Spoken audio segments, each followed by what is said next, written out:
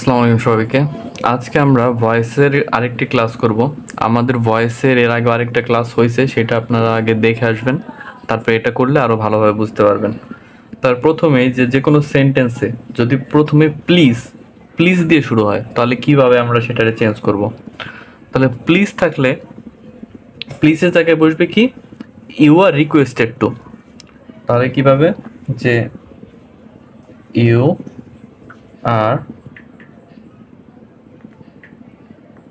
Requested to, তারপরে বাকি যে অংশটা আছে সেটা বসবে। তাহলে আমরা যদি একটা এক্সাম্পল দিই যে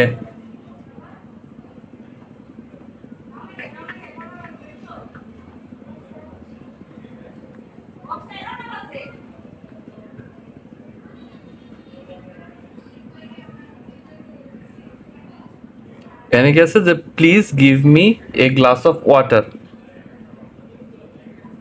তাহলে এখানে কি আমরা প্রথমে আছে প্লিজ। তাহলে এইটাকে যখন আমরা অ্যাক্টিভ থেকে প্যাসিভ করব, তখন কি হবে যে প্লিজের জন্য আমরা বসাবো ইউ আর রিকোয়েস্টেড টু। তাহলে ইউ আর রিকোয়েস্টেড টু, তারপরে বাকি যা আছে, বাকি যতটুকু আছে পুরোটুকু বসাই দেবো। তাহলে to GIV give me a glass of water. তাহলে কি প্লিজটা হলো অনেক সহজ, যে শুধু প্লিজ প্লিজ থাকলে এই প্লিজের পরিবর্তে আমরা বসাবো ইউ আর রিকোয়েস্টেড টু, তারপরে বাকি যে আছে সেটা বসাই দেবো। তাহলে এটা যদি আরেকটা এক্সাম্পল দিতে যে প্লিজ হেল্প মি, তাহলে এইটার প্যাসিভ কি হবে? এটার প্যাসিভ হবে ইউ আর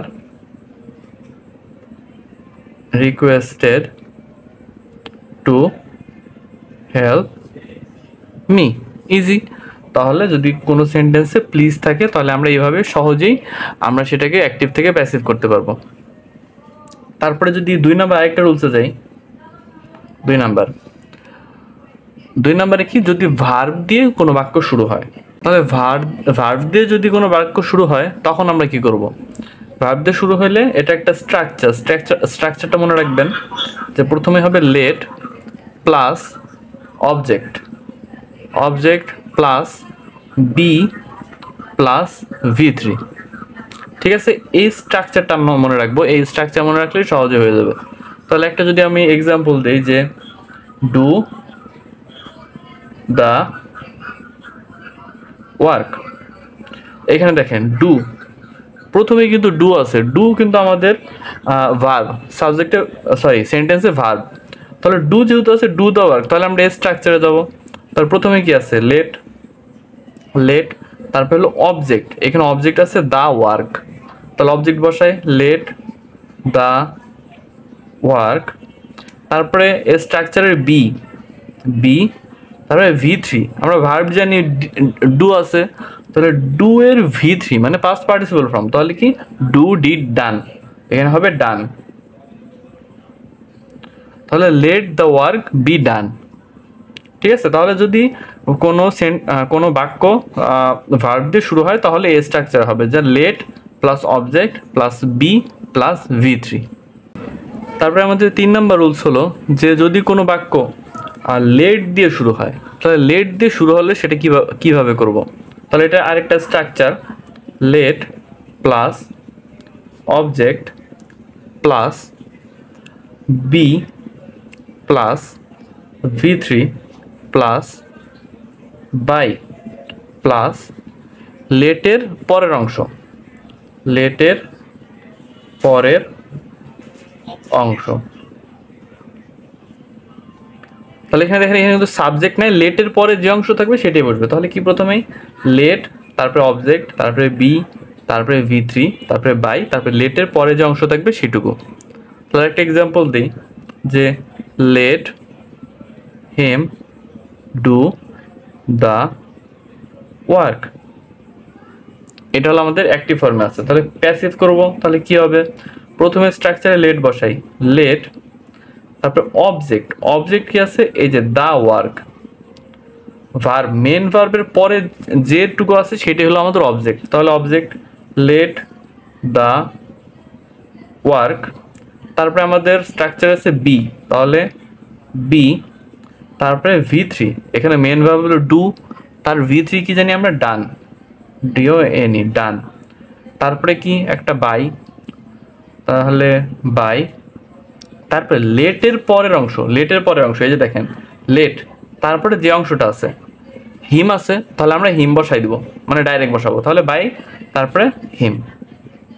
তাহলে কি হলো, let him do the work, তাহলে এটাকে যদি আমরা প্যাসিভ করি, let the work be done by him. ঠিক আছে, এভাবে যদি কোনো সেন্টেন্স লেট দিয়ে শুরু হয় তাহলে আমরা এই স্ট্রাকচারটা ফলো করলে আমাদের কিন্তু অ্যান্সারটা হয়ে যাবে। ওকে, তারপরে আমাদের 4 নাম্বার রুলসটা হলো যে যদি অ্যাসার্টিভ সেন্টেন্স থাকে, যদি আমরা কোথাও অ্যাসার্টিভ সেন্টেন্স দেখি তাহলে আমরা এই স্ট্রাকচারটা ফলো করব। এটা আপনারা গত দিনে যদি ভিডিওটা দেখেন, গত দিনের ভিডিওটা দেখলে আপনারা পারবেন। সেইটাই হলো আমরা যে ভয়েস চেঞ্জের প্রথম রুলস দেখাইছিলাম, সেটা হলো অ্যাসার্টিভের জন্য। তাহলে রুল স্ট্রাকচারটা হলো object plus auxiliary verb, auxiliary verb plus V3 plus by plus subject. তাহলে কি object plus auxiliary verb plus V3 plus by plus subject. এটা আপনারা আবার বলতেছি যে আগে আপনারা যদি আগের ভিডিওটা দেখেন তাহলে এটা আপনারা পারবেন, আপনাদের জন্য ইজি। তাহলে এখানে কি বলছিলাম আমরা, যে অক্সিলারি ভার্ব, এটা না আমাদের অনেক সমস্যা হয় যে কি থাকলে কি বসবে, মানে কোনটা থাকলে কোনটা বসবে। ঠিক আছে, তাহলে আমি আরেকবার একটু লিখে দিই, এম, ইজ, আর, তারপরে আছে হলো ওয়াজ, ওয়ার, তারপরে আছে shall be, will be, shall be, will be. এগুলো যদি থাকে, এগুলো থাকলে কি হবে, এই এম, ইজ, আর যেগুলো আছে, ওয়াজ, ওয়ার বা শ্যাল বি, উইল বি, যে কোনোটাই থাকুক সেটার সাথে বিং যোগ হবে। তাহলে এটা প্লাস বিং।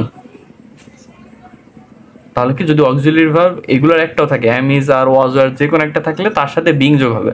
আর একটা জিনিস আমরা খেয়াল করবো, এই তিনটা কেন ভাগ করে দিছে একটা গ্রুপের মতো, এম, ইজ, আর, এই তিনটাই কিন্তু ইন্টারচেঞ্জেবল।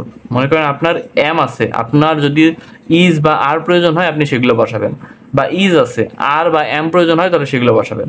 ওয়াজ থাকলেও ওয়ার আপনি বসাইতে পারবেন, আবার শ্যাল বি থাকলে উইল বি বসাইতে পারবেন। এর জন্য এগুলো আলাদা আলাদা ভাগ করে দেওয়া। আপনারা যখন এগুলো প্র্যাকটিস করবেন বেশি বেশি তখন আরো ভালোভাবে বুঝতে পারবেন। তাহলে এগুলোর সাথে বিং যোগ হয়। তারপরে কি have, has, had, have, has, had. তাহলে এগুলো থাকলে কি হবে, হ্যাভ, হ্যাজ, হ্যাডের সাথে বিন, BEEN, বিন যুক্ত হবে। আর কি মোডাল, MODUL, মোডাল থাকলে মোডালের সাথে বি।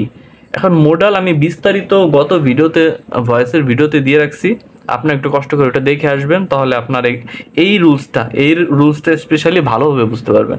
এইখানে আমি যথেষ্ট বোঝানোর ট্রাই করব। এটা যদি আমি একটা এক্সাম্পল দিই, যে my father is buying a pen. এখানে দেখেন এটা হলো আমাদের একটা অ্যাসার্টিভ সেন্টেন্স। তাহলে এখানে কি, এখানে ইজ আছে, আমাদের একটা ইজ আছে না, এখানে আমরা কি বলছি যে ইজ কিন্তু এখানে আছে, ইজ থাকলে এই বিং হবে, আর হলো এই স্ট্রাকচারটা হবে মানে অ্যাসার্টিভের জন্য। তাহলে স্ট্রাকচার অনুযায়ী আমরা একটু ফলো করি।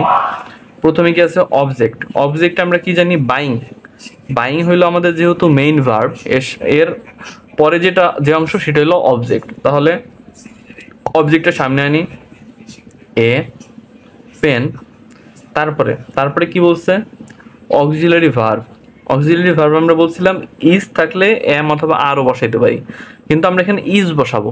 কেন বসাবো, এ পেন বলছে, এ পেন কিন্তু একটি কলম যেহেতু একটি, তাহলে সিঙ্গুলার হইলে আমরা সেখানে ইজ বসাবো, এ পেন ইজ। তারপরে কি আছে, ভার্বের V3, তাহলে বাইং এর মেন ভার্বটা হলো বাই, মানে আমরা তো এটা জানি যে বেস ফর্ম হলো বাই।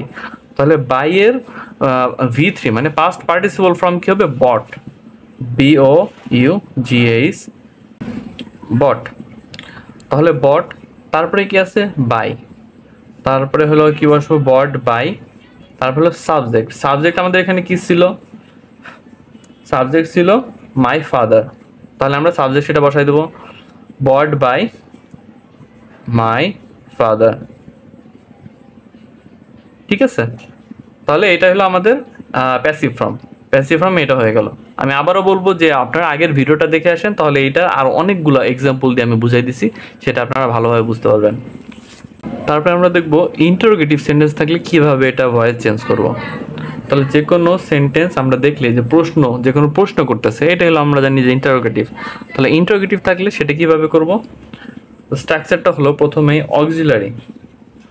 অক্সিলারি ভার্ব প্লাস হলো অবজেক্ট প্লাস V3 ভার্বের past participle form plus by plus subject plus এখানে একটা প্রশ্নবোধক চিহ্ন। ইন্টারোগেটিভ সেন্টেন্সে মাস্ট এই প্রশ্নবোধক চিহ্ন দিতেই হবে, নাহলে আপনার অ্যান্সার ভুল। ঠিক আছে, তাহলে এর একটা যদি এক্সাম্পল আমরা দেখি যে are you watching a movie, are you watching a movie, এটা কি বলছে? যে তুমি কি মুভিটি দেখছো কিনা বা একটি মুভি দেখছো কিনা। এই প্রশ্নবোধক চিহ্ন থাকার জন্য আমরা কিন্তু বুঝতেছি যে এটা ইন্টারোগেটিভ সেন্টেন্স। তাহলে এটা আমরা সলভ করার জন্য কি করব? যে স্ট্রাকচার ফলো করব। তাহলে কি আছে? প্রথমেই অক্সিলারি ভার্ব। এখন অক্সিলারি ভার্বটা বসানোর আগে আমরা অবজেক্টটা দেখব। অবজেক্ট কি আছে এখানে? অবজেক্ট আমরা জানি যে ওয়াচ মানে মেইন ভার্বের পরে যে অংশ সেটা হলো আমাদের অবজেক্ট। তাহলে আমরা যদি আগে অবজেক্টটাও যদি বসাই যে এ মুভি, তাহলে MOVIE মুভি। এখন দেখেন, যেহেতু এ মুভি আছে, এ মুভি কিন্তু একটি মুভি এর জন্য কিন্তু সিঙ্গুলার। এর জন্য এখানে আমাদের আর থাকলেও আমরা আর বসাইতে পারবো না। প্রথমে আমাদের অক্সিলারি ভার্ব বসাইতে হবে ইজ। এটা বুঝতে পারছেন কিনা? যে এ মুভি, আমাদের অবজেক্টটা আগে দেখতে হবে যে মুভি মানে এখানে যদি আমাদের প্লুরাল ফর্ম থাকতো তখন আমরা আর বসাইতাম, কিন্তু এখানে যেহেতু সিঙ্গুলার ফর্ম, একটা মুভি, এ মুভি, এর জন্য আমরা প্রথমে অক্সিলারি নিয়েছি ইজ। তাহলে ইজ এ মুভি, তারপরে হলো V3 ভার্বের পাস্ট পার্টিসিপল ফর্ম। ভার্ব কি আছে? ওয়াচ, তাহলে এর পাস্ট পার্টিসিপল ফর্ম কি হবে? পাস্ট পার্টিসিপল ফর্ম হবে ওয়াস্ট, তাহলে WATCHED ওয়াস্ট। তারপরে কি? বাই আছে, তাহলে ওয়াস্ট বাই, তারপরে সাবজেক্ট, আমাদের সাবজেক্ট আছে ইউ, তাহলে বাই ইউ। তারপরে দেখেন এখানে কি মিসিং আছে? প্রশ্নবোধক চিহ্ন। এই প্রশ্নবোধক চিহ্ন না দিলে আপনাদের সম্পূর্ণ ভুল হবে। তাহলে এটার আরেকটা যদি এক্সাম্পল দিই যে has he completed HW or homework, has he completed HW। তাহলে এটাকে আমরা যদি প্যাসিভ করি তখন কি হবে? প্রথমে আসবে অক্সিলারি, তার সাথে আসবে কি? অবজেক্ট। আমরা কি দেখব? অবজেক্টটা তাহলে আগে একটু দেখি। এখানে অবজেক্ট আছে HW কিন্তু সিঙ্গুলার থাকার জন্য আমরা হ্যাজ বসাইতে পারি, কারণ হ্যাজ সবসময় সিঙ্গুলারের সাথে বসে। তাহলে হ্যাজ, আমরা এই হ্যাজটা বলতে কি, আমরা হ্যাজ বসাইছি কিন্তু এই HW এর জন্য, এটা সিঙ্গুলার, তাই আমরা হলো হ্যাজ বসাইছি। তাহলে হ্যাজ HW, তারপরে স্ট্রাকচার অনুযায়ী V3, তাহলে কমপ্লিটেড নিজেই হলো V3, কারণ এর বেস ফর্ম হলো কমপ্লিট। তাহলে কমপ্লিটেড, হ্যাজ HW কমপ্লিটেড। তারপরে আছে আমাদের স্ট্রাকচারে বাই, তারপরে হলো হি আছে, হি হলো সাবজেক্ট, আমাদের যদি পিছনে বসাই তাহলে হিম বসবে, যেহেতু অবজেক্ট ফর্মে বসাইতেছি, হি এর অবজেক্টিভ ফর্ম হলো হিম, HIM, কমপ্লিটেড বাই হিম। তারপরে কি? কোশ্চেন মার্ক, এটা মাস্ট, এটা দিতেই হবে। তাহলে এই হলো আমাদের আজকের 5টি রুল। আপনারা এই রুলগুলো বাসায় প্র্যাকটিস করবেন। আপনাদের বই পুস্তক খুললে এই রুলসের মধ্যে আপনি দেখবেন অনেক সলভ হয়ে যেতেছে। সেগুলো বারবার প্র্যাকটিস করেন। কোনোটা যদি না পারেন আমাদের কমেন্টে জানান, আমরা সেটাকে সলভ করে দেওয়ার ট্রাই করব। সবাইকে অসংখ্য ধন্যবাদ, ভালো থাকবেন, আসসালামু আলাইকুম।